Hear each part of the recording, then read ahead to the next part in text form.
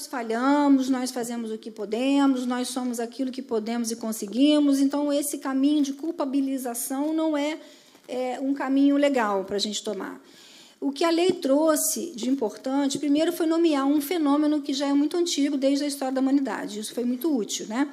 O segundo ponto é que a lei trouxe medidas protetivas, sendo que não pode haver uma banalização dessas medidas protetivas, nem uma banalização do fenômeno alienação parental. Eu vou trazer um caso concreto, a gente vai ler, pensar, e depois a gente vai discutir o que é, de fato, alienação parental, ok? Vamos seguir. Caso concreto. O casal teve breve namoro e, logo em seguida, notícia da gravidez. Brigas começaram na gravidez e houve a separação.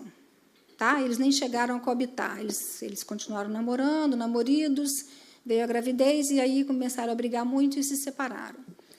A criança nasceu, o pai pediu o DNA, uma falta de diálogo absoluta entre o casal, ausência de convívio ao longo de 16 anos. O menino está atualmente com 16 anos de idade. Quando ele tinha 14, o pai entrou com uma ação de regulamentação de convivência.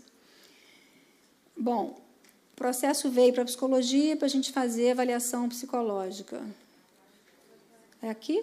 Aí, beleza. Atualmente, o pai pediu, ele pediu uma guarda compartilhada com fundamento em ato de alienação. A psicóloga fez a avaliação psicológica, a psicóloga indicou um quadro de alienação e a psicóloga, que é a perita do caso, sugeriu a retomada gradativa retomada não é nem retomada, é tomada, né? Porque a retomada, quando ele era bebê, o menino não se lembra mais. Sugeriu a retomada gradativa do convívio em locais públicos por poucas horas semanais. Pergunto a vocês perceberam ali que eu grifei ato de alienação e quadro de alienação? Mas qual é a diferença, então? Bom, a diferença é muito grande. A diferença... Bom, deixa eu seguir, depois eu falo sobre isso. Como é que o pai se comportou nesses encontros que ele teve com o filho? Ele não conversava com o filho, eles saíam para almoçar, iam ao cinema, porque a psicóloga percebeu que era um interesse comum, a questão de filmes e livros. Eles iam ao cinema, o pai saía no início da sessão, deixava o filho sozinho dentro do cinema, e 4 vezes ele fez isso. O pai, o tempo que eles iam almoçar, ele falava mal da mãe o tempo todo, mas não é falar mal, não, é chamar a mãe de ladra, psicopata, você não devia ter nascido, não devia ter escolhido ela, coisas assim desse nível. O menino almoçando e o pai falando. O pai insistiu para levar o menino para a casa do avô paterno, o menino negou, e o pai continuou insistindo e começou a acusar o filho de que a recusa dele tinha a ver com a lavagem cerebral feita pela mãe, que não seria uma recusa legítima dele. Percepção do pai. Lembra que a gente falou antes, fizemos um exercício breve sobre percepção, visão de mundo. Percepção do pai. A recusa do filho foi gerada por ato de alienação praticado pela mãe. Tá? O pai não percebia o filho enquanto um sujeito, enquanto alguém que pudesse ter um desejo, e o desejo era não ir ser forçado a ir na casa de um avô que ele nem conhecia, e sequer conhecia aquele pai. Aquele pai, para ele, era um estranho, né? Ainda era um estranho. O comportamento do filho, essa atitude do pai de falar mal e não interagir, gerou no filho insegurança, desconfiança, tristeza pelos ataques sofridos em relação à mãe dele, porque para ele a mãe é uma figura importante de cuidado, uma tristeza porque teve um episódio em que ele foi levar o filho em casa e tinha um amigo do filho na porta do prédio, o filho, pai, entra para conhecer meu amigo, pai não, fulano, chamava ele pelo nome, ele falou, eu? Não, entra você, vai embora logo. Ele estava irritado porque o filho não interagia, né? Então, ele não quis conhecer o melhor amigo do filho. Qual é a percepção do filho? Percepção, visão de mundo daquele menino de 16 anos, que o pai não o respeitava como pessoa, porque ele, então, só via naquele filho a ex-mulher, e o pai queria destruir a mãe dele. O pai dizia com todas as letras, a sua mãe estragou você, você é um retardado, você devia voltar para a barriga da sua mãe e nascer de novo. Coisas nesse nível, né? Como é que a gente faz essa avaliação? Como é que a gente sabe disso? Encontros feitos no tribunal. Fazemos entrevistas individuais com os adultos, entrevistas individuais com o adolescente, com a criança. Dependendo da idade, a gente faz apenas observação da criança, não propriamente conversa. E qual é essa idade? É a idade que a Gisele falou, a idade do sincretismo, criança de 3, 4 anos, não dá para fazer entrevista. Porque a criança mistura, ela acredita no conto de fada, ela acredita na bruxa, na Branca de Neve, no Homem-Aranha. Então, você vai conversar com ela, o que você quiser que ela fale, ela vai falar. E não há fidedignidade desse relato, porque a criança tem que ser livre para ser criança. Ela não pode ter compromisso com a verdade real de um objeto ou de fatos, né? Então, a gente somente observa como é a interação dessa criança com aquele adulto. Quando ela já é maior, alfabetizada, aí sim fazemos propriamente uma entrevista. E fazemos entrevistas conjuntas também, para observar como é a dinâmica, como é a interação, como as pessoas se nomeiam. Então, nesse caso aí, eu chamei o pai para conversar junto com o filho e conversamos. O que aconteceu lá? Como é que foram esses encontros de vocês? Me contem. E aí eles contavam, cada um dentro da sua visão. A visão do pai era aquela, do menino era aquela outra. E aí vem a grande pergunta, né? É alienação parental? Esse menino que se recusa a ver o pai, o maior desafio do técnico está nisso aqui, de entender a recusa, tá? Porque a recusa, ela acontece em várias situações, mas nem toda recusa pode ser taxada como sendo fruto de um processo de ato de alienação parental, ok? Essa pessoa linda aí que vocês estão vendo, no caso sou eu que vos falo, lá na nossa salinha do tribunal, fazendo a avaliação prevista lá na Lei da Alienação Parental, né? Lá no artigo 6º da Lei 12.318, está prevista a avaliação psicológica feita por pessoas preparadas, volto a dizer, né, Gisele, pessoas capacitadas, que estudaram para isso, que fizeram curso, que estão sempre voltadas para o aprimoramento, porque a gente não sai da faculdade pronto, ao contrário, a gente sai da faculdade com muitas questões e milhões de situações que a gente não sabe lidar, e até hoje não sabemos, temos que estar nos aprimorando sempre, né? E o maior desafio está nisso aqui, distinguir o que é alienação e o que é ambiente familiar hostil. Existe muita banalização da alienação parental. É isso que eu queria que a gente pudesse pensar. Primeiro, porque o nome tá técnico, tá? Todo mundo fala alienação parental, mas o que é alienação parental? A alienação parental é um fenômeno psíquico que ocorre na psique, que ocorre dentro. Estar alienado é estar débil, é estar num estado de desconhecimento, de afastamento, de ausência de afeto positivo, no caso de ligar, um afeto que liga. É um afeto que desliga. Então, no caso desse menino, ele tinha um quadro de alienação. Ele não conheceu esse pai, ele não tem amor pelo pai, ele não tem raiva, ele não tem nada. Na verdade, ele não tem necessidade de pai. Se você perguntar para um menino desse assim, sente falta do seu pai? Ele fala, não. Mas você não sente falta de ter um pai quando você vai na escola, tem seus amigos com o pai na porta da escola? Não é legal ter um pai? Ele fala, deve ser, mas não sinto falta. Ele não sente falta porque esse pai não entrou como figura para ele, né? Existiu alguém que, ou não existiu, essa falta ainda está manifesta, mas não em relação àquela figura do pai, naquela pessoa que está ali, que faça falta. Então, ele convive com aquilo, tá?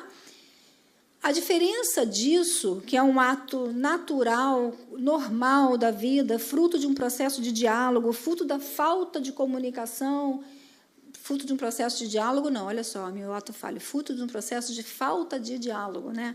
Fruto de um processo em que as pessoas não se falam ou se falam mal, e aí acaba gerando desconfiança, acaba gerando confusão, né? Ruído na comunicação. Muitas vezes existe um estado de alienação parental, e aí a lei não está preocupada com esse quadro, natural da vida. O casal se separou, a mãe foi morar longe, o filho foi morar com a avó, a criança é alienada, muitas vezes até de pai e de mãe, das duas figuras, né? Isso é uma coisa natural que a lei não prevê, a lei não quer cuidar, e o fenômeno está aí. A outra coisa que a lei fala, no artigo 2º, a Lei 12.318, que é um fenômeno muito antigo, e esse sim deve ser a gente deve ter atenção, e o judiciário se preocupa, que é o ato de alienação parental. É aquele adulto que induz, o adulto que faz a lavagem cerebral, o adulto que incute, o adulto que não consegue ver aquela pessoa, aquela criança como uma pessoa. Então, ele tem tanta raiva do outro que ele desconsidera aquela criança como pessoa, né? Então, ele acaba falando coisas, ele acaba com sentimentos de vingança, de raiva, de frustração, ele acaba colocando na cabeça do filho coisas que são as frustrações dele, gerando nesse filho, aí sim, a consequência, um afastamento, um quadro de debilidade, um quadro de não querer, de se recusar a estar com aquela pessoa. Mas uma coisa é uma recusa por motivos legítimos do jovem, da criança que viveu uma situação de constrangimento com aquele adulto. Isso não pode ser denominado de ato de alienação parental. A outra coisa é aquela recusa gerada por provocação, gerada por alguém que induziu e provocou. E aí, sim, o judiciário se preocupa com essa recusa. Então, quando manda para a equipe técnica, quando pede para o psicólogo avaliar, é para que nós possamos distinguir uma coisa da outra. O que é ato de alienação parental praticado pelo adulto e o que é uma alienação parental, um fenômeno que pode acontecer de maneira que não seja punível pela lei. Tá? A lei traz a ideia de punição, mas também a ideia de tratamento, porque a lei fala lá no rol do artigo 6º das medidas protetivas, e uma delas é o tratamento psicológico compulsório. E eu concordo total com a Gisele, que nós precisamos dialogar a psicologia com o direito. Nós precisamos da psicologia, o direito precisa da psicologia em vários momentos, para quando precisa de assistência técnica nos processos, porque faz toda a diferença um processo em que você tem um assistente técnico, com um olhar, né, com uma percepção técnica a ser incluída dentro daquele meio de prova.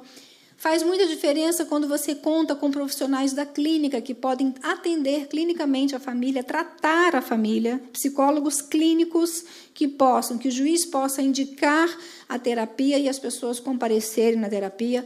Atenção, OBS, esses psicólogos não podem fazer laudo, sigilo ético, artigo 9º do Código de Ética. Vocês, advogados, se encontrarem laudo de psicólogo clínico que atende a criança no processo, tem que gritar, tem que dizer que esse laudo não é válido, é prova ilícita, e vai no Conselho de Psicologia, porque não pode. O que pode é a pessoa fazer avaliação psicológica. Então, ela foi contratada por uma família para fazer avaliação psicológica. E aí, sim, no papel de avaliador, ela pode anexar laudo. Aí, muitas vezes, esse avaliador faz um vínculo com a criança e ele passa a ser o psicólogo clínico. Então, tem que ficar definido o momento. A partir daí, a partir daquele momento, o psicólogo tem que dizer para a família, olha, eu, a partir de agora, não emito mais laudo, nem falo mais com o juiz, nem com ninguém. Porque, a partir de agora, eu sou psicólogo clínico, eu só falo com os pais. Entrevista de devolução com os pais, é um dever ético, mas não pode mais escrever laudo. Tá? Isso aí a gente precisaria de um outro momento para conversar melhor. Mas vamos caminhando. Quais são os sinais de uma criança vítima? Bom, o que eu queria dizer, que está lá em cima em preto, mas não dá para ver direito, que nem toda recusa é alienação parental. Quando a recusa não é alienação? Quando a recusa é fruto de autoalienação. No caso desse pai, por exemplo, ele fez coisas que gerou no filho a vontade de não estar com ele. Não é verdade? Então, nós podemos falar que a mãe do menino praticou alienação parental? Eu acho que fica em dúvida. Eu fiquei em dúvida, porque é possível que, ao longo de 16 anos, ela tenha praticado, mas eu não tenho como saber. Mas o que eu tenho como saber, o que eu acompanhei durante 4 meses esse processo, é que o pai está praticando. Isso eu sei. A mãe eu não tenho como dizer. A mãe, eu acredito que seja uma figura de apego importante do filho e pode, sim, em algum momento lá atrás, na infância, ter falado coisas, ter feito coisas. Mas nós não temos como saber. O que nós lidamos é o momento. A perícia é um recorte dentro da vida das pessoas. A gente avalia um período, uma fase pontual, né? Naquele momento, não foi possível notar a avaliação, ato de alienação feito pela mãe, mas foi possível notar ato de alienação feito pelo pai. com as atitudes do pai, que geraram uma autoalienação. Ele se autoalienou, ele se aniquilou da vida do filho, porque na única tentativa que ele teve, obrigado pelo juiz, ele botou a perder. Ele não conquistou aquela criança, ele não se esforçou para conhecer os filmes que o filho gostava, os amigos do filho, a realidade do filho. Então, ele gerou no filho a recusa. Ok? Isso não é alienação parental. A autoalienação parental não é alienação parental, no sentido de que o primeiro provocou. Tá? A autoalienação parental ela é observada para nós, peritos técnicos, para dizer o seguinte: olha, aquela pessoa que está sendo acusada de praticar alienação não está praticando. Na verdade, é essa pessoa aqui está fazendo coisas que está gerando a recusa da criança. Seguindo aí, tem que abrir bem a coisa, né? Tem que fazer ginástica aqui. Quais são os sinais? Não sei se a gente vai ter tempo. A criança tem uma coisa de simbiose com o adulto, ela não se refere... Um dos sinais, são vários sinais, né, que a gente observa. Ela não fala nunca assim eu, ela fala nós o tempo todo, nós fomos lá, nós queremos, nós gostamos, nós estamos sendo obrigadas pelo juiz, mas nós quem? A criança está ali falando dela e do adulto que conversou com ela ou que gerou nela essa crença de que ela e o adulto são uma coisa só. A criança passa a contribuir, ela passa a inventar, manipular, mentir. E aí, gente, muita calma nessa hora. Mesmo que eu perca os slides depois, não tem problema. Mas isso é que mais me angustia, me tira o sono, Gisele. Eu fico completamente assim, atordoada nesses casos. São aqueles casos em que a gente ouve uma criança e você tem certeza de que aquilo aconteceu, aquilo que a criança está contando. Você tem certeza, não é verdade? Que aquilo aconteceu. E aí, você, em outros momentos, você começa a ouvir os adultos em volta e você muda completamente de opinião. Você fala, caramba, como é que eu posso ter sido enganado? Eu tenho 20 anos de experiência. Logo eu, que sou tão maravilhosa, tão fera, tão sabedora de tudo, tão FBI, tão CSI, como é que eu não vou saber isso? A gente fica assim, tanto mexe no ego, abala a estrutura total egóica, né? Acho ótimo. Porque aí a gente tem que ler, pesquisar, ouvir de novo, chamar um colega para atender junto, a gente tem que se declarar impotente para trabalhar, porque nós não temos essa potência. Quando você falou de juizite, desembargadorite, o período assistente técnico, que é advogatite, como é que é? Essa coisa toda. E nós sofremos desse mal. Nós que estamos no sistema, nós vamos adoecendo. E, em vários momentos da carreira, eu me deparo com tendo que parar e pensar que lugar eu ocupo nessa instituição. Qual é a contribuição que eu tenho a dar dentro desse processo? Porque nós temos limitações. Nós não podemos ir além do nosso quadrado. Cada um de nós tem uma função, e a função de vocês é fundamental. Eu dou aula lá no Rio, né? Michele, minha amiga aqui, lá na PUC, a gente discute muito isso. Esse lugar em que o advogado de família entra. O advogado de família não pode querer brigar. Muitas vezes, na mediação, quem quer tem que mediar entre os advogados, porque as pessoas estão até dispostas a fazer acordo, mas o advogado fica ali numa briga de ego terrível. Ele não quer fazer mediação. Então, na verdade, o advogado tem que perceber que ele tem um papel muito importante dentro do processo. Tem uma história que eu conto, que essa me marcou muito, só um parêntese, que eu vou fechar brevemente. O advogado entrou na ação de investigação de paternidade com a petição pedindo porque a mulher no filho não era dela, na contestação, a contestação. Ele dizia que não era dele o filho, o advogado do pai da criança, porque aquela mulher costumava ser frequentada por vários homens. Aí, quando eu li isso, eu falei, vou reler, porque eu acho que eu não entendi. Aí eu voltei e li. Eu falei, nossa, mas então a vagina virou uma garagem. Né? Porque estamos reduzidos a isso, a uma garagem, né? E é um lugar onde você vai, bota o carrinho e tira o carrinho. O que é isso, Gisele? Que mundo é esse? Vontade de cortar os pulsos e ir embora para casa. Porque isso é muito feio. Nojo, asco do advogado que escreveu isso. Muito feio, porque como é que uma família vai querer fazer acordo em tendo lido isso? O advogado que ele me instigou essa briga total. E vocês têm muita responsabilidade com o que escrevem. Porque muitas vezes as pessoas se ressentem bastante do que está escrito, não é verdade, Olívia? E dificultam muito o acordo, porque leram a coisa, aí a pessoa fala assim, mas eu não escrevi, meu advogado. Sinto muito, é o advogado que você constituiu. Então, ele tem que aprender a trabalhar com direito de família. Né? Vamos embora, vamos seguindo. Então, assim, a criança passa a mentir, manipular, é terrível, você vê a família sendo destruída. A criança justifica com um monte de bobeira. Ah, eu não quero ir na casa da minha mãe, exemplo, uma criança que está alienada da mãe, porque a minha mãe não compra Danone, eu só gosto de Danone. Ah, então tá, muito bom, sua mãe então é péssima, porque não compra geladeira de um monte de plástico doce para você, né? Coitado, você é tão infeliz ter uma mãe assim que se preocupa com a sua saúde, que te dá frutas. Estou debochando, sendo sarcástica, só para dizer que as pessoas usam assim, os argumentos mais ridículos, né, para poder justificar a não ida. A criança não sente essa ambivalência de afeto, ela não sofre, entendeu? A criança é cruel, ela fala, não vou ver a pessoa chorando, implorando para que ela vá, e ela não vá.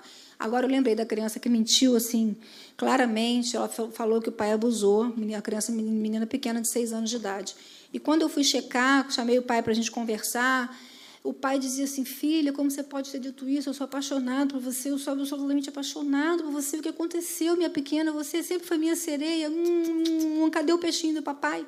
Aqui, doutora, eu fiz até uma tatuagem para ela. Aí levantou a blusa e tinha uma tatuagem de um peixinho no braço. Aí eu falei, não, aí com o nome da filha. Eu falei, puxa, mas então você está gravada no braço do seu pai, né? Para sempre, né? Ele te ama tanto que fez isso, porque eu já tinha visto que era uma criança que estava... E aí, do outro lado, ele falou, pois é, eu fiz esse daqui também, olha só, da minha outra filha que nasceu. Aí eu, opa, botou da garota. Aí a menina virou para as costas, foi sintomático, né?